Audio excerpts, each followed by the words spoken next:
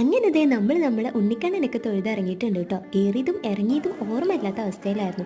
രാവിലെ ഫിദപ്പനെ എടുത്ത് കുളിപ്പിച്ചുകൊണ്ട് അവൻ അതിന്റെ വാശി നല്ലോണം ഉണ്ടായിരുന്നു കേട്ടോ. അവനെ പറഞ്ഞിട്ടും കാര്യമില്ല. 3 മണി 4 മണി സമയത്തൊക്കെ എടുത്ത് കുളിപ്പിച്ച ആർക്കായാലും ദേഷ്യം വരും. ക്യൂവിൽ നിന്ന് നട തുറക്കാൻ ഒരു 10 മിനിറ്റ് ഉള്ളപ്പോഴായിരുന്നു ഫിദപ്പൻ വാശി പിടിച്ച് ഭയങ്കര കരച്ചിലായിരുന്നു. പിന്നെ അവിടെ നിന്ന് ഇറങ്ങാതെ ഒരു വഴി ഉണ്ടായിരുന്നില്ല. ഇറങ്ങി നിന്ന് പിന്നെ കയറിയപ്പോഴേക്ക് 1 മണിക്കൂർ അടച്ചിട്ടുള്ള പൂച്ചയായിരുന്നു. ഇതൊക്കെ വന്നാലും അടുത്ത് നിന്ന് കണ്ട് മനസ്സറിഞ്ഞ് തൊഴുതിട്ട് അവിടുന്ന് ഇറങ്ങുമെന്ന് ഞാൻ ഉറപ്പിച്ചിരുന്നു.